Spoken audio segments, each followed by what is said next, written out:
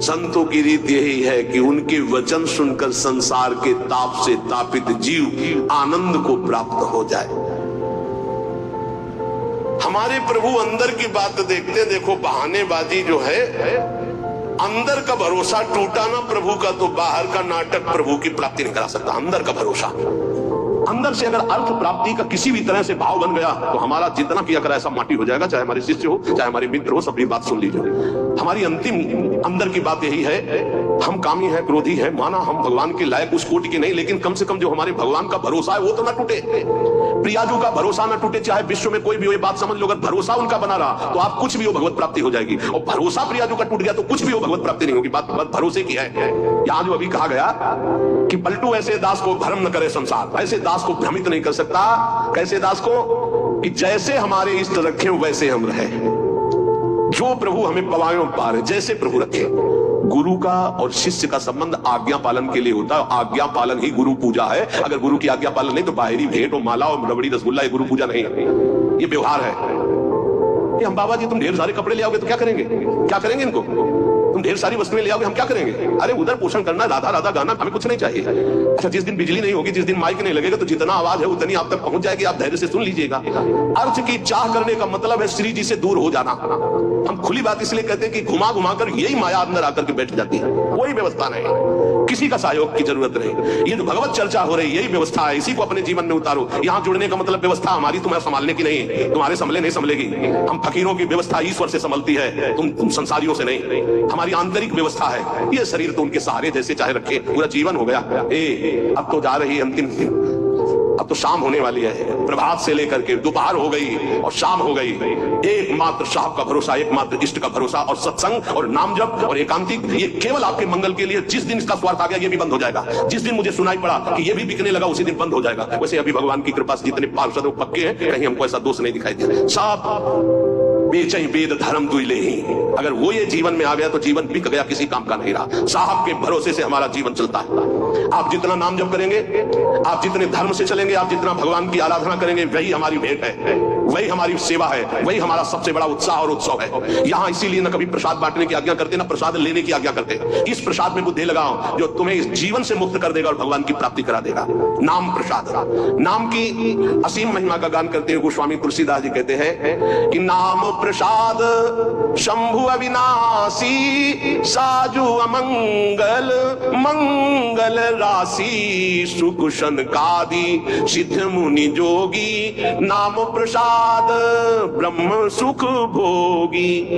भगवान शंकर ज्ञान समुद्र होते हुए भी हर समय नाम जप करते रहते। कैसे पता लगा? भगवान शिव नाम जप करते हैं। जिस समय सती जी ने भगवान के समझाने पर नहीं समझाओ, बार बार संशय किया, तो कहा जो तुम्हारे मन अत संदेहु तो कि जाए परीक्षा ले हो, जाओ परीक्षा लो जाके। फिर विचार किया शिव जी ने कि हुई है सोई जो राम रचि राखा, को करी तर्क बढ़ावई शाखा, और अस कही जपन लगे हरि नामा। बार बार भगवान के नाम का जप स्वयं भगवान शंकर करते हैं। कह रहे हैं कि भगवान शंकर निरंतर नाम प्रसाद में डूबे हुए हैं, यद्यपि अविनाशी ईश्वर है। भेष बड़ा मंगल धारण करते, मुंडों की माला, चिता की भस्म, सर्प का यज्ञोपवीत आदि आदि, पर सबका मंगल करने वाले परम करुणा स्वरूप भगवान शिव निरंतर नाम जप करते रहते, और नाम के ही प्रसाद से काशी में जो मरता है उसे मुक्ति प्रदान करते। श्री सुखदेव जी, सनक सनंदन, सनातन, सनत कुमार, ये सिद्ध मुनि, योगी गण, ये सब नाम का जप करते हुए ब्रह्मानंद में मगन रहते हैं। नारद जानेऊ नाम प्रतापू, जग प्रिय हरि हरि हर प्रिय आपू। और नारद जी तो हर समय नारायण नारायण नारायण जपते रहते हैं। सारा संसार हरि को प्यार करता है, हरि को हर प्यार करते हैं, और नारद जी हरि और हर के दोनों के प्यारे हैं, क्योंकि हर समय नाम जप करते रहते हैं। नाम जपत प्रभु कीन प्रसादु, भगत शिरोमणि भे प्रहलादु। नारद जी कैसे नारद स्वरूप में आए? दासी पुत्र थे। एक ब्राह्मण के यहाँ इनकी मां दासता करती थी। वहां चतुर्मास में संत जन आए तो उन ब्राह्मण ने चातुर्मास करवाया, तो उनकी सेवा में इस बालक को रखा जो दासी पुत्र थे। अब संतों की सेवा में उनकी लंगोटी धो देना, उनके जूठे पात्र धोना। तो भगवान की कृपा से इनको इतना ज्ञान था कि संतों की जूठन पाने से बहुत जल्दी भगवान का प्रेम प्राप्त होता है। तो सब पात्र संतों के जब मार्जन करते तो धो के एक पात्र में डाल के उसको पी जाते। संतों के चरण दबाना, संतों की सेवा करना था। संतों के पास बैठकर भगवत चरित्र सुनने से ज्ञान हुआ कि नाम निरंतर जपना चाहिए। कहीं भी चर्चा संत जन करेंगे तो नाम रूप लीला धाम की करेंगे। निरंतर नाम जपने का अभ्यास और संत सेवा 4 महीने के बाद जब संत जन जाने लगे तो भारी व्याकुलता हुई कि अब जिएंगे कैसे, बिछड़त एक प्राण हरि लेगी। थोड़े ही दिनों में मां पधार गई, सांप ने काट लिया। बालक ने विचार किया आप तो स्वच्छंदम, मुझे कौन रोकेगा। घोर जंगल में एकांत में नाम जप करते हुए भगवान के ध्यान के लिए व्याकुल हो गए। सुंदर सरोवर देखा, स्नान किया, जल पिया, पीपल के वृक्ष के नीचे बैठकर ध्यान लगाया। साक्षात अनंत ऐश्वर्य माधुर्य संपन्न भगवान चतुर्भुज नारायण का दर्शन हुआ।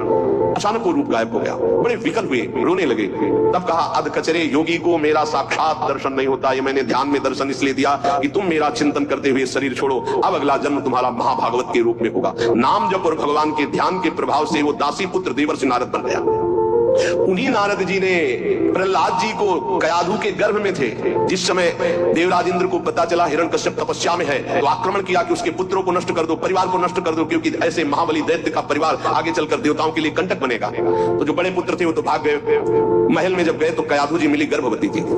विचार किया कि स्त्री की हत्या करना निषेध, फिर गर्भवती, तो ये जब गर्भ प्रकट होगा तो इसको मार दूंगा, फिर इनको छोड़ दूंगा। बंदी बना के ले जा रहे थे। देवर्षि नारद जी रास्ते में मिले। देवराज इंद्र से कहा ऐसा अधर्म कैसे कर सकते हो, उनका इसके गर्भ में दैत्यराज हिरण्यकश्यप का वीर है, मैं उसका नाश करूंगा जब ये प्रकट होगा। बोले तुम्हारी क्या सामर्थ्य, काल भी नहीं नष्ट कर सकता। बोले क्यों, बोले इसके गर्भ में महाभागवत प्रहलाद जी वास कर रहे।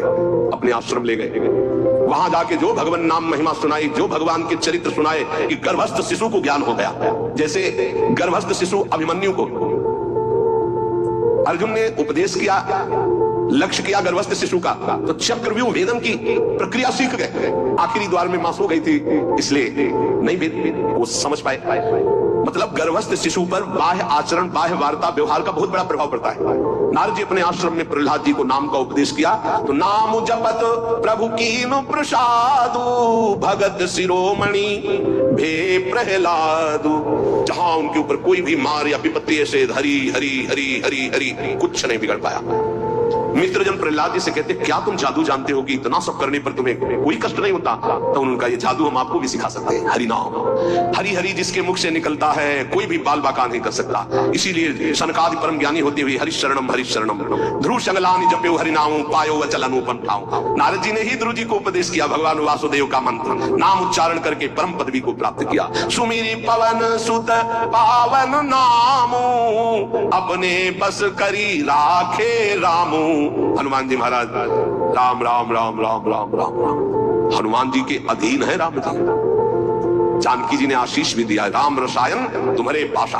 अगर भगवान श्री राम का प्रेम रस प्राप्त करना है तो हनुमान जी की कृपा से ही प्राप्त होगा, क्योंकि जानकी जी का आशीष है राम रसायन तुम्हारे पाशा। राम जी का प्रेम, राम जी की प्रेम भक्ति हनुमान जी की कृपा के बिना नहीं मिल सकती।